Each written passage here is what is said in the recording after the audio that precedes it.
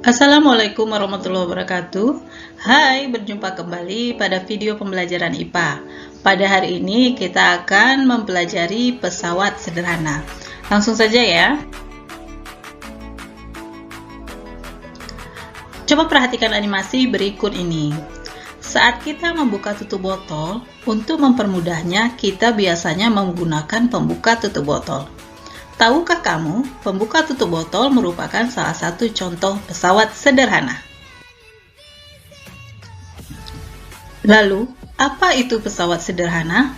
Apa saja jenis-jenis pesawat sederhana? Untuk memahaminya, kita ikuti materi berikut ini. Pesawat sederhana adalah alat sederhana yang digunakan manusia untuk memudahkan melakukan usaha. Adapun jenis-jenis pesawat sederhana yaitu tuas atau pengungkit, katrol, bidang miring, dan roda berporos. Kita pahami dulu mengenai tuas. Sistem kerja tuas ada 3 bagian, yaitu titik tumpu,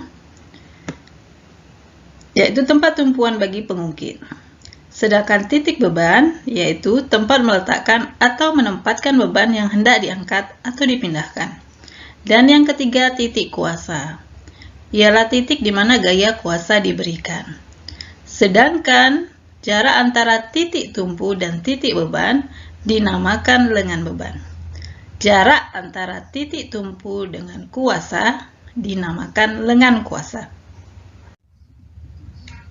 Berdasarkan letak titik tumpu, titik beban, dan titik kuasa, ada 3 jenis tuas, yaitu tuas jenis pertama, tuas jenis kedua, dan tuas jenis ketiga. Tuas jenis pertama, jika titik tumpunya berada di antara titik beban dan titik kuasa. Contoh dari tuas jenis pertama yaitu gunting, tang, jungkat-jungkit, dan lain-lain. Kita perhatikan. Titik tumpunya berada di tengah, dan kuasa berada di sebelah, beban juga berada di sebelahnya. Jadi titik tumpu berada di antara titik beban dan titik kuasa. Pada tang begitu juga, titik tumpu berada di tengah, dia berada di antara beban dan kuasa. Pada jungkat-jungkit, titik tumpu berada di tengah, beban, dan kuasa berada di sebelahnya. Untuk tuas jenis kedua, titik bebannya berada di antara titik tumpu dan titik kuasa. B. Adapun contoh dari tuas jenis kedua, yaitu gerobak beroda 1, pemotong kertas, pemecah kemiri, pembuka tutup botol, dan lain-lain. Kita perhatikan beban berada di tengah, di antara titik tumpu dan titik kuasa. Nah, pada pemotong kertas juga ini titik tumpu, kemudian yang ini beban, dan yang ini kuasa. Pemecah kemiri seperti itu juga, dan juga pembuka tutup botol. Beban berada di tengah, di antara titik tumpu dan titik kuasa.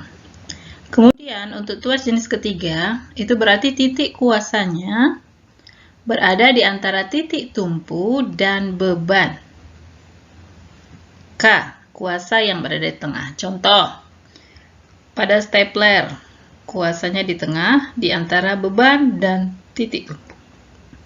Pinset juga seperti itu, kuasa berada di antara titik beban dan titik tumpu. Oke, kita masuk kepada keuntungan mekanik pada tuas. Adapun rumusnya, Km sama dengan W per F, atau Km sama dengan LK per LB. Jadi, kalau kita buat persamaannya, W dikali LB sama dengan F dikali LK. W itu beban dengan satuan Newton, F itu gaya kuasa dengan satuan Newton, LB itu lengan beban, satuannya meter atau sentimeter, LK panjang lengan kuasa itu satuannya meter atau sentimeter. KM adalah keuntungan mekanis. Nah, untuk lebih memahaminya, kita masuk pada contoh soal. Yang pertama, sebuah batu beratnya 200 Newton diangkat dengan tuas yang panjang lengan kuasanya 1 meter dan lengan bebannya 40 cm. Hitunglah besar gaya kuasa dan keuntungan mekanisnya. Oke, kita jawab. Oke, W-nya 200 Newton. Panjang lengan kuasa LK. LK-nya 1 meter. Lengan bebannya 40 cm. Oke, boleh dengan 1 meter atau cm, tergantung. Tapi dua-duanya harus sama. Kalau pakai meter, kita pakai meter dua-duanya. Kalau cm, kita pakai cm dua-duanya. Nah, untuk lebih mudahnya, saya ubah saja meter ke cm. Jadi 1 meter 100 cm. Oke, jadi apa yang ditanya?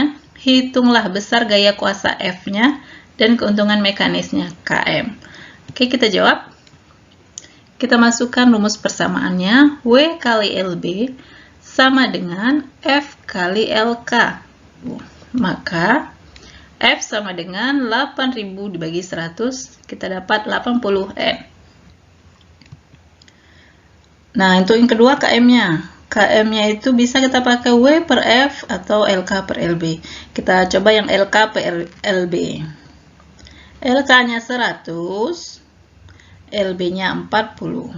Jadi 2,5. Masuk ke contoh soal yang kedua. Ini bentuk gambar. Perhatikan gambar tuas berikut ini. Yang ditanya berapa F dan KM-nya. Berapa gaya dan keuntungan mekanisnya. Kita lihat ya. Yang diketahui di sini M bukan W, M 36 kg. Jadi kita cari dulu M-nya. Kita cari dulu W-nya. W itu M dikali G.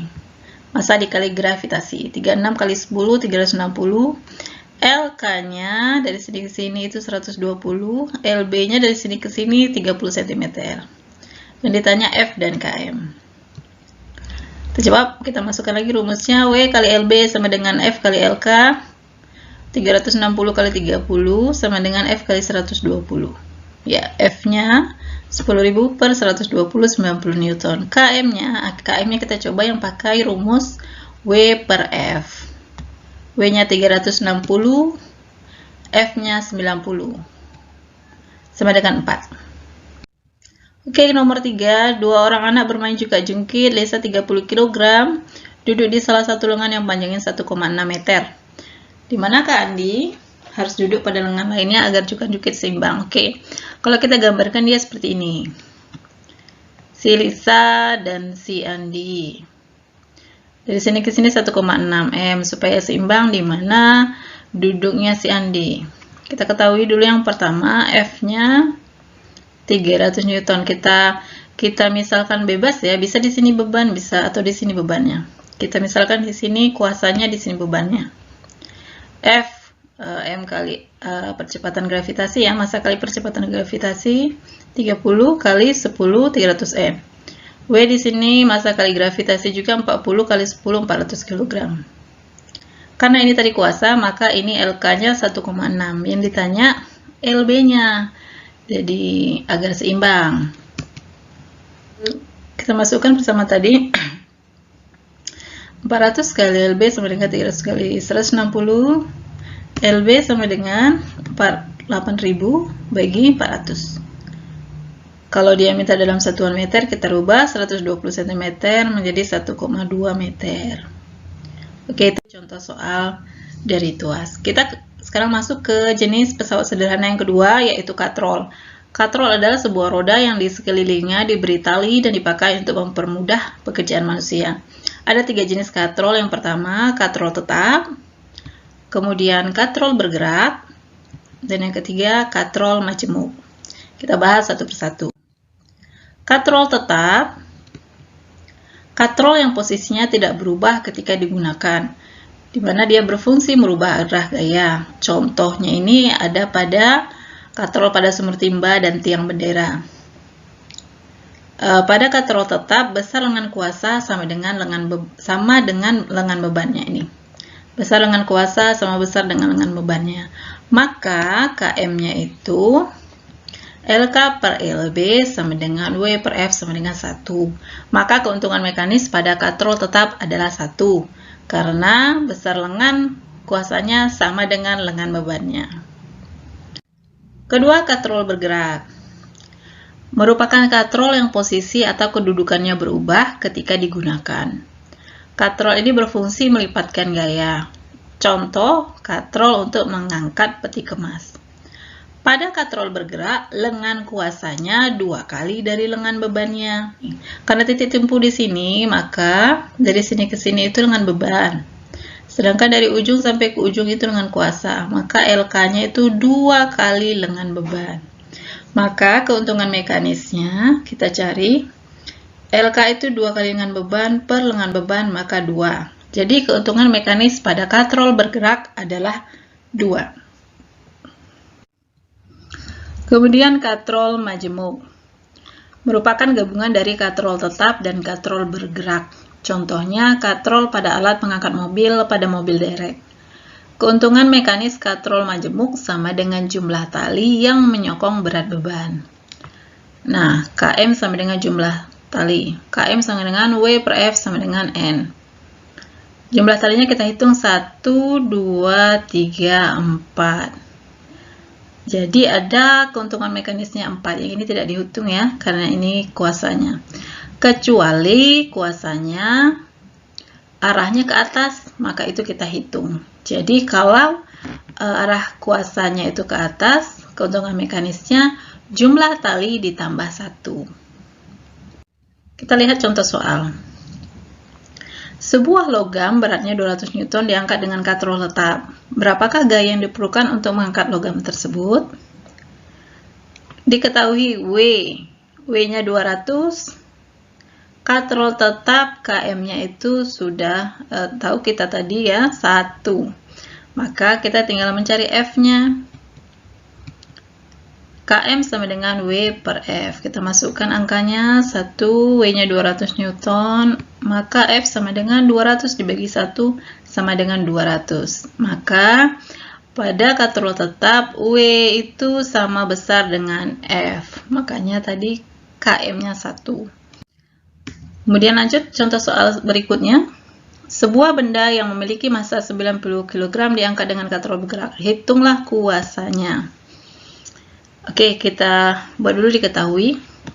Kalau ini diketahuinya massa, maka kita ubah dia ke berat dulu. W itu M dikali G. 90 kali 10 meter per sekon kuadrat. Gravitasi bumi 10 meter per sekon kuadrat. Maka hasilnya 900 Newton. Km-nya 2. Dari mana? Katrol bergerak. Tadi kita sudah ketahui bersama, Km dari katrol bergerak adalah 2. Ya, langsung kita hitung F-nya.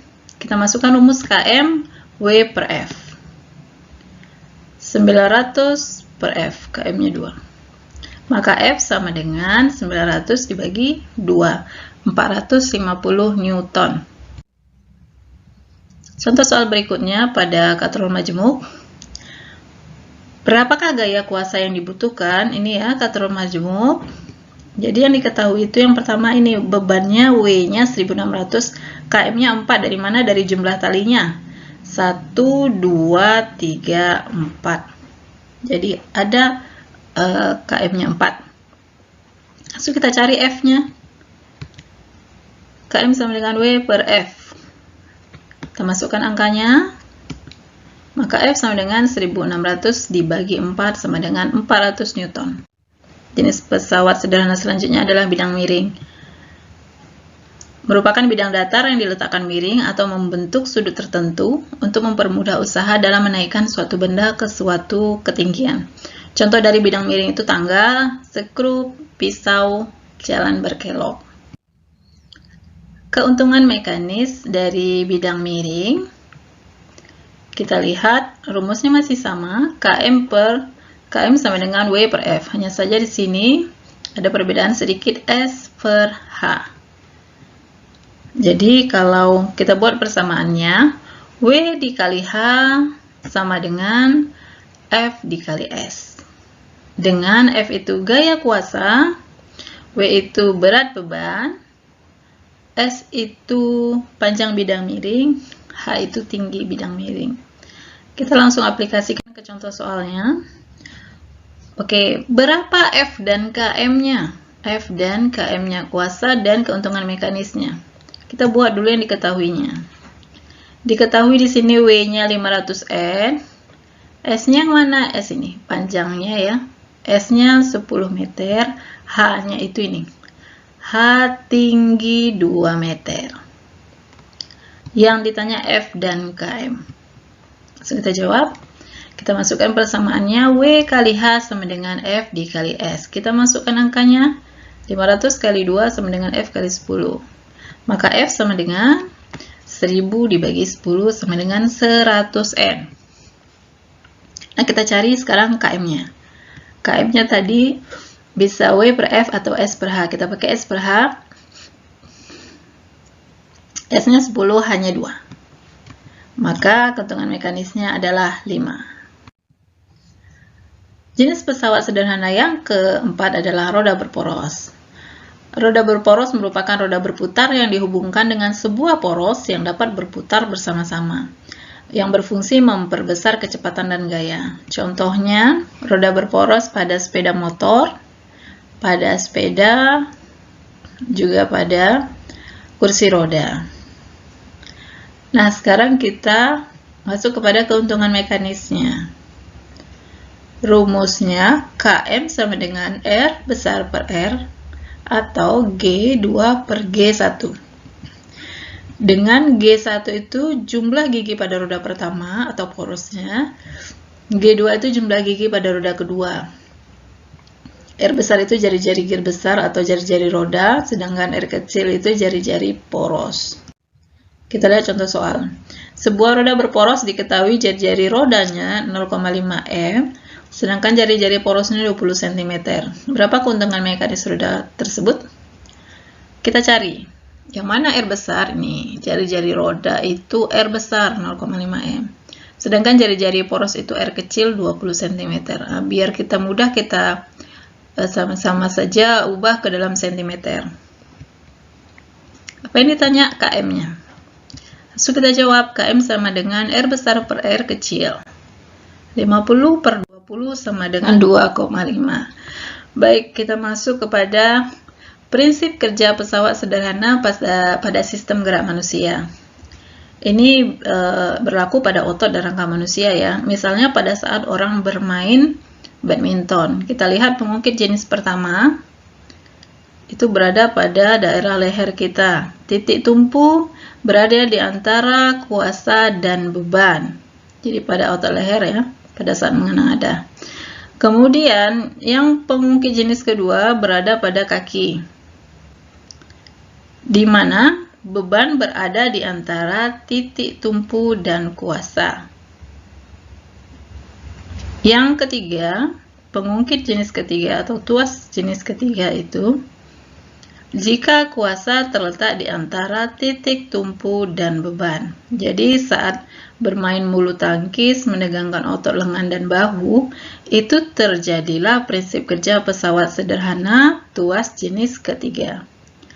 Pada saat berjinjit atau melompat, maka terjadi prinsip kerja pesawat sederhana pengungkit jenis kedua.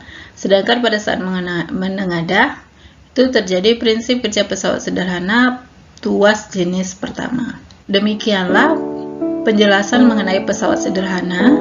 Sekarang coba Ananda kerjakan tugas berikut ini.